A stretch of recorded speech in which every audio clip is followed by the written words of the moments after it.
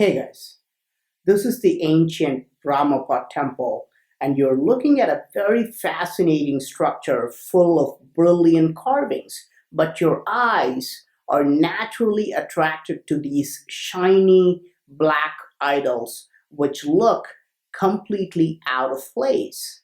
Almost all visitors are totally spellbound by these idols. This is the center of attraction in this temple, even though most of them have been destroyed by invaders. When you look at these idols, why do you think that these idols don't belong here? They somehow feel like out of place artifacts because your mind's intuition tells you that these idols could not have been made without machines, and you have been taught through a lot of books that ancient builders did not use machines. This conflict is why you feel that these are out of place artifacts. This is not only happening in your mind, but all visitors get confused and mesmerized by these idols at the same time. Almost all visitors think these are modern day wax models molded and recently placed. But archaeologists confirm that these are at least 800 years old. The temple has thousands of great carvings, but they can be made with simple tools. But these statues, known as Madhanikas, cannot be made with chisels and hammers.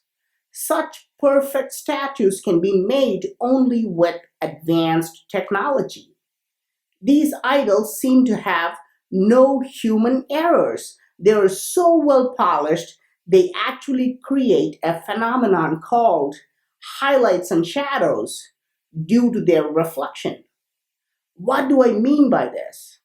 When a material is polished with hands, it does not achieve a great level of reflective surface. But when an object is created with machines, it becomes so reflective that it automatically creates lighter areas called highlights and darker areas called shadows. In reality, this container I am holding does not have any dark or bright areas, but it reflects the light in the surroundings to create these illusions. This is similar to highlights and shadows in photography, but that effect is created by light. This effect is only achievable on stones with polishing created by machines. For example, you can see this woman called Nagini or Snake Woman. On her body, you can notice several shades of lightness and darkness. The entire structure is made of one stone, but this is so well polished that it automatically creates dark areas and light areas. And in photography, we create this effect by using sunlight or by reflecting sunlight using reflectors. But these statues are so well polished, they don't even need sunlight. Look, the sun is actually above the roof. It is not shining on these idols, and you can still see plenty of shades because they are reflecting the light from the surrounding. The tour guides tell me that the shadow of the necklace falling on her body is also an illusion. If there is no sunlight, how could there be a shadow? People are baffled by this, and locals believe there was some sort of heat treatment done in this area to make it look like a shadow. However, I think this is a shadow cast because of the extremely well polished surface and it takes the light from the surroundings. Now, what kind of technology existed 800 years ago which can create this level of perfect reflection on solid rock? Archaeologists and historians are repeatedly telling us that ancient builders were primitive people who used simple tools. In reality, this effect can be created only by using advanced technology. In today's technology, we are able to melt wax and mold it into realistic figures, but we have not been able to mold rocks into statues. But these statues, which are made of black basalt, a very hard rock, have been created using similar technology. Unless we test them in a lab, we may not be able to find out if they used melting technology or machining technology. Look at the back of the idol here. This is how black basalt really looks. A stone that looks like this was finished to look like this. How was this possible?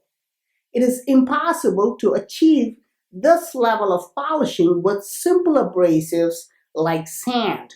And remember, I have already shown you carvings in the same temple which look like drilling and polishing tools. You can watch it by clicking on the top right corner of this video.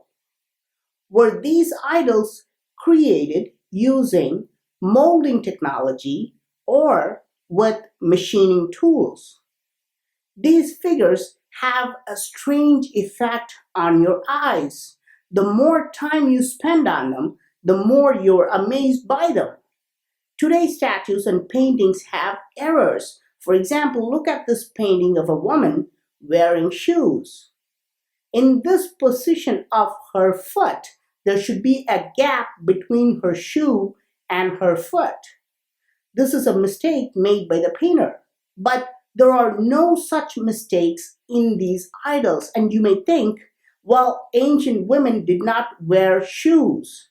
But not only is this figure wearing high heels, but the gap between the foot and her shoe is accurately shown.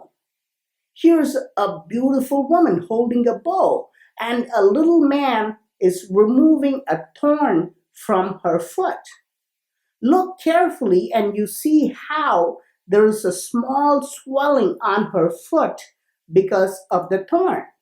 These are just uncanny details. Here is a naughty monkey pulling this woman's clothes, and the dress has come down from her waist, revealing her private parts. Of course, you can see that this hand has been destroyed by invaders, and in this picture, I have tried to recreate this hand, and originally it would have completely covered her genitalia. What really surprises me is not the perfect depiction of this area. What surprises me is this. The space between the hand and her genitals would have been less than 1 inch. It would be impossible to carve this with simple tools like chisels because you would need a lot more space to use the chisel and make the hammer movements. This would not even be possible with many of the modern tools we have because there's simply not enough space even to put these tools in. So how were the ancient builders able to carve her private parts under her hand? Perhaps the real clues are these two perfect circles found on this idol. Originally, this figure had a necklace, but it was destroyed. But what we see here are two perfect circles which stand as connection points between her body and the necklace. So ask yourself, what are these two circles doing here? If this entire structure is made of one solid rock, you should not see these perfect circles when the necklace was destroyed. What you would see is an unshapely disfiguration like this area on the statue. So think about what kind of technology would have really been employed. And of course, there's another important question we need to ask ourselves. Why were these statues placed around the temple? No one has answered this question until now. There are a total of 12 statues, and each one represents a sign of the zodiac.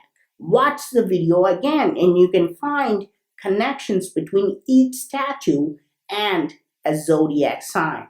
So, what do you think? Were these idols made with advanced technology by superior builders, or were they created with primitive tools by hardworking laborers? Please let me know your thoughts in the comment section. I'm Praveen Mohan. Thanks a lot for watching. Don't forget to subscribe and also click on the bell button to get all the updates.